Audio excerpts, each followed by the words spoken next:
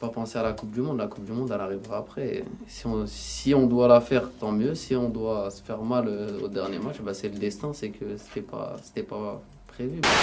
Et salam le monde, c'est Hakim Pas Possible, j'espère que vous allez bien.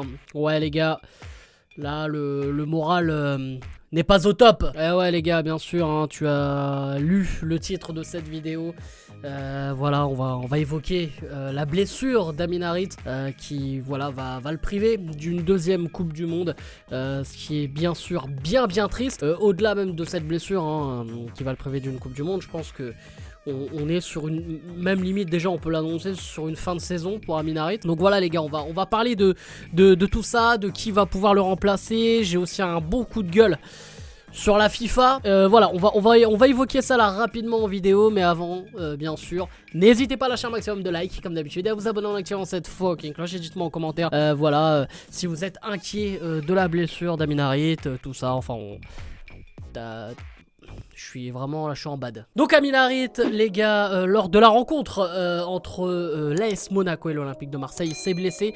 Et ce qu'on peut dire, c'est que l'international marocain souffre d'une entorse des ligaments croisés du genou gauche. Bon, traduction, c'est fini pour limite ta carrière. Non, on va pas se mentir qu'après une blessure pareille, t'es mal embarqué quoi. Bon après c'est anecdotique hein, mais bon Marseille a remporté le match hein, dans un match un peu foufou. Mais voilà, la blessure d'Amin Harit a choqué tout le monde, que ce soit les commentateurs hein, le match était sur Prime hein, pour ceux qui ont suivi.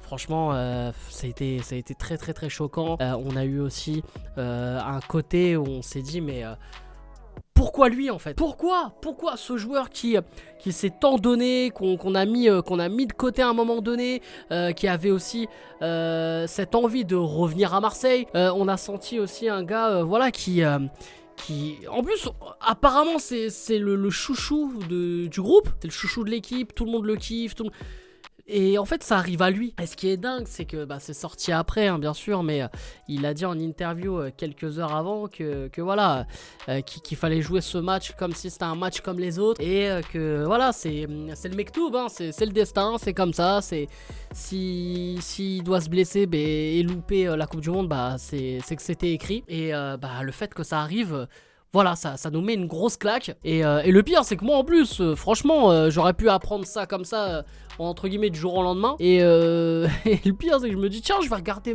Monaco-Marseille, tu vois. Mon gars, à quel moment je me dis, je vais regarder ce match-là? Mais je me dis, justement, j'avais regardé, bon, Paris, évidemment, je suis supporter de Paris, mais je surtout regardé, c'est Hakimi n'avait pas se blesser, tu vois. Et là, je me suis dit, je vais voir Amin Harit. Et bon, je serai content dès qu'il va sortir et tout. Voilà, j'espère qu'il jouera pas 90 minutes. Bon. Voilà, j'étais dans ce délire là. Eh mon gars, ça a pas manqué frère. Voilà. En plus, le duel les gars, le duel qui joue avec Disasi en plus. Attends, on va en parler de lui aussi là. Le mec, il fait il fait 3 Harit de plus qu'Harit. Et Amin, miskin, il est trop loin du ballon. Il veut jouer le duel à fond. Voilà, on voit encore le mec rigoureux. Et bien sûr, il se passe ce qui devait se passer.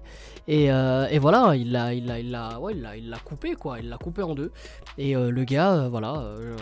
En plus il y a des photos qui ont tourné les gars, franchement horrible hein, ce genou horrible. Et voilà donc malheureusement voilà c'est bien triste. On n'aura pas de Amin Harit lors de cette Coupe du Monde 2022 au Qatar. Et du coup pour le remplacer, pour évoquer tout ça, pour le remplacer, on parlerait de Brahim Diaz qui évolue du côté du Milan AC hein. Il a été formé si je ne dis pas de bêtises à Manchester City. Il est passé aussi rapidement du côté du Real. Et là ce qui sera en pourparlers, c'est surtout qu'il doit faire en fait voilà ses papiers, enfin son passeport, tout ça, enfin pour qu'il ait la nationalité marocaine, parce que là il est il est espagnol marocain, mais il est pas marocain, tu vois le bail ou pas? Donc là c'est juste un délire de paperasse, mais il est en tout cas il était dans la présélection hein, dans les 55 joueurs présélectionnés. Donc à voir. Donc à voir, je pense aussi ça permettra de voir un nouveau joueur dans le groupe hein, voilà, c'est comme ça, c'est le destin. Mais très triste que Amin Harit évidemment ne soit pas de la partie, et surtout qu'il ait une blessure si grave que,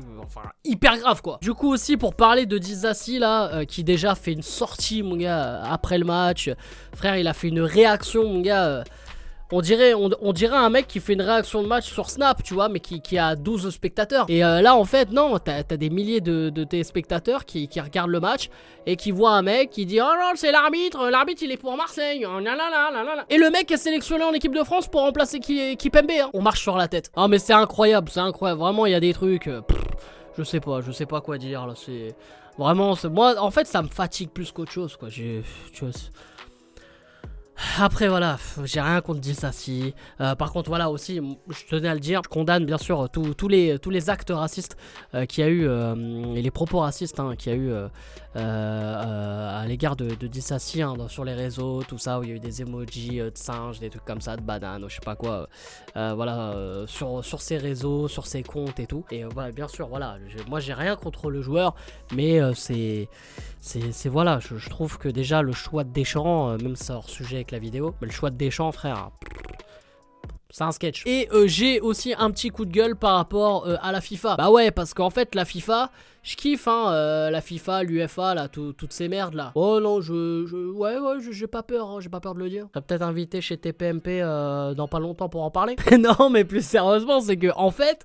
T'as l'UEFA, la FIFA, tout ça là, qui font les mecs qui font les calendriers. Ils se disent, tiens, la Coupe du Monde, elle démarre telle date. Ah bah si on calait un petit match, mais 7 jours avant, mec. Yeah, trop bonne idée. C'est des mecs, en fait, ils connaissent pas le foot, je crois. Mon gars, t'as une Coupe du Monde pendant au moins entre 15 et 20 jours, tu dois pas avoir de rencontre de club. Mais encore une fois, je pense que, voilà, il y a un délire financier dans tout ça, et pour moi, bah ça me rend triste. Voilà, moi franchement, je suis triste de tout ça, et ça me blase complètement, parce que du coup, ça provoque des blessures comme ça, des blessures largement évitables, en plus des matchs sans enjeu entre guillemets, parce que voilà, t'es au milieu d'une saison, voilà, il y a pas de tournant encore, c'est en fait tout ça pour casser les yeux à tout le monde, et du coup, bah ça prive certains joueurs, notamment même Sadio Mané, qui peut aussi qui risque de louper la Coupe du Monde. On a évidemment là on a parlé d'Amin Harit, on a eu Timo Werner aussi du côté de l'Allemagne, enfin voilà, on a des blessés partout en fait, et c'est pas anodin, et je pense que, en tout cas j'espère que ça va les remettre en réflexion par rapport à ça, et si un jour on a encore un délire similaire, une compétition qui arrive comme ça, ou je ne sais quoi, ou voilà, un calendrier à revoir de dernière minute, j'espère qu'ils vont penser à tout ça. Ah ouais mon gars, en plus d'avoir des pédophiles, tout ça frère, ils arrivent même pas à gérer un calendrier. Bon ouais, bref. Donc voilà les frérots, j'espère que vous avez kiffé cette vidéo. N'hésitez pas à lâcher un maximum de likes comme d'habitude, et à vous abonner en activant cette fucking cloche, et dites-moi en commentaire sous la vidéo voilà, de tout ce que vous pensez, de voilà, ce que j'ai évoqué. Peut-être qu'il y en a qui seront pas d'accord avec moi, mais en tout cas les gars, on est ensemble. Dima Maghreb, on est ensemble les frérots, on va y arriver, à passer cette poule là. Non là il faut, vraiment il faut. Donc voilà les gars, n'hésitez pas à me follow à travers tous les réseaux, et bien sûr on va s'activer pour cette Coupe du Monde. Je vais essayer vraiment de réagir un peu à tout, et il me faut bien sûr votre force. Et ça, quel plaisir. Bref, c'était pas possible, je vous aime, je vous laisse, et je vous fais la fucking beers.